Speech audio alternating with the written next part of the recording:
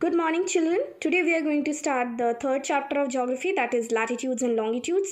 तो latitudes basically क्या होते हैं? तो latitudes होते हैं बेसिकली इमेजिनरी लाइंस जो ईस्ट से होकर वेस्ट की तरफ जाते हैं, उन्हें हम latitudes बोलते हैं. इमेजिनरी लाइंस का मतलब जो लाइंस वाकई में एग्जिस्ट नहीं करते हैं. और यहाँ पे एंगुलर का मतलब होता है शार्प पॉइंट्स या फिर कॉर्नर, जो कि डिस्टेंस नॉर्थ या फिर साउथ ऑफ द इक्वेटर से उसे लैटिट्यूड को मेजर किया जाता है सेंटर ऑफ द अर्थ से. तो नॉर्थ पोल लोकेटेड होती है 90 डिग्री नॉर्थ लैटिट्यूड में और साउथ पोल लोकेटेड होती है 90 डिग्री साउथ लैटिट्यूड में. सारे लाइंस ऑफ लैटिट्यूड एक दूसरे के पैरेलल होते हैं, इसी की वजह से इन्हें पैरेलल्स ऑफ लैटिट्यूड भी बोला जाता है. और इक्वेटर जो लाइन ऑफ लैटिट्यूड होती है वो 0 डिग्री पे सिचुएटेड होती है. और लेंथ ऑफ पैरेलल्स जैसे जैसे lines of latitude towards the pole बढ़ते जाते हैं, उनकी जो लेंथ होती है वो धीरे धीरे घटती चली जाती है. और सारे पॉइंट्स जो कि नॉर्थ ऑफ इक्वेटर से होते हैं उन्हें नॉर्थ लैटिट्यूड्स बोलते हैं, और जो साउथ होते हैं साउथ ऑफ द इक्वेटर उन्हें साउथ लैटिट्यूड्स बोला जाता है.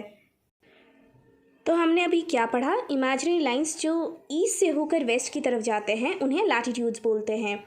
और इक्वेटर जो कि लाइन ऑफ लैटिट्यूड होता है वो 0 डिग्री पे सिचुएटेड होता है.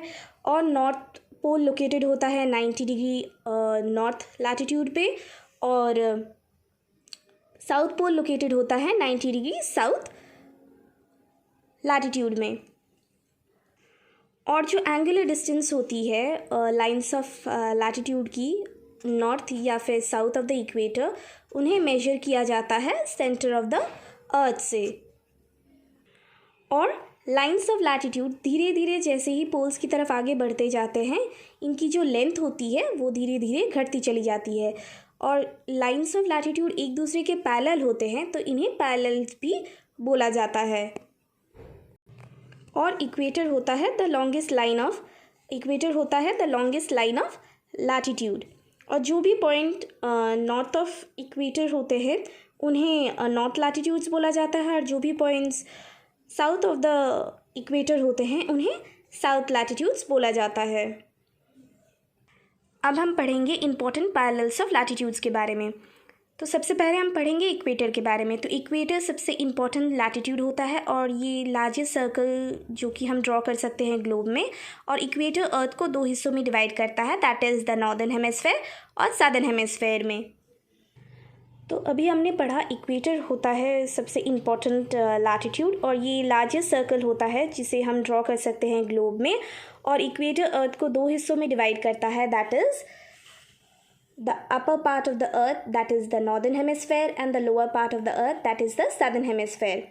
फिर हम जानेंगे ट्रॉपिक ऑफ कैप्रिकॉर्न के बारे में. ये भी बहुत ही इम्पोर्टेंट लाइन ऑफ लैटिट्यूड होती है जो कि सदर्न हेमिस्फेयर में सिचुएटेड होती है. और इक्वेटर से ट्रॉपिक ऑफ कैप्रिकॉर्न की दूरी होती है 23.5 डिग्री साउथ.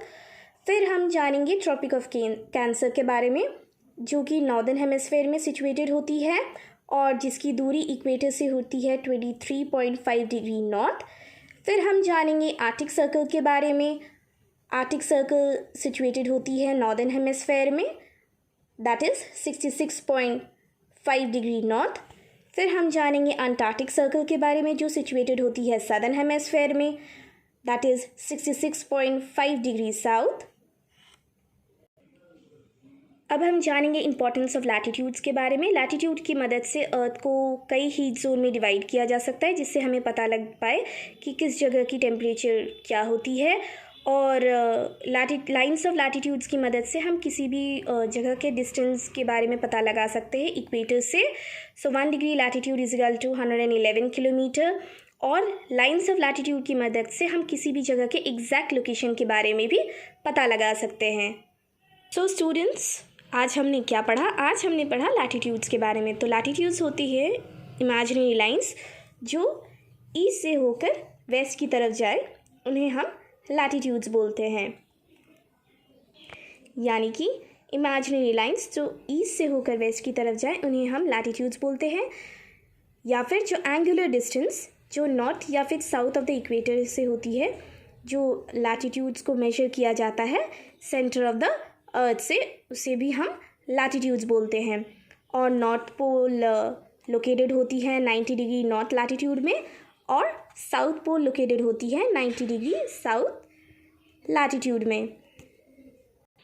और लेंथ ऑफ पैरेलल्स की धीरे धीरे घटती चली जाती है जैसे जैसे वो धीरे धीरे पोल्स की तरफ आगे बढ़ते चले जाते हैं।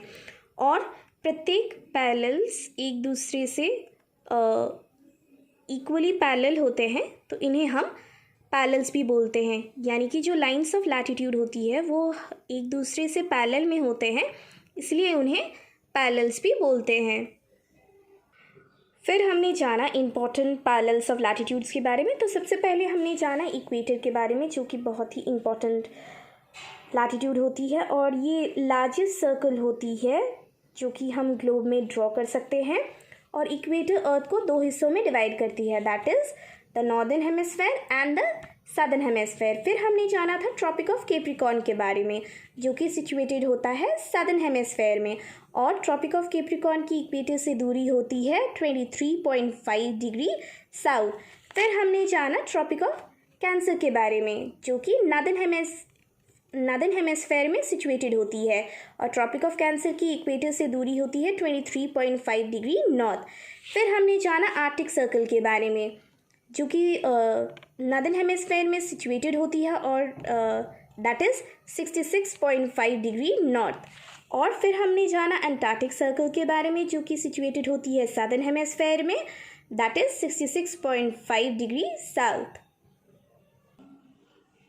फिर हमने जाना importance of lines of latitude के बारे में। लाइंस ऑफ लैटिट्यूड की मदद से हम अर्थ को कई हीट जोन में डिवाइड कर सकते हैं, जिससे कि हमें पता लग सकता है किसी भी जगह के टेम्परेचर के बारे में, और किसी भी जगह की दूरी हम पता लगा सकते हैं इक्वेटर से with the help of lines of latitude.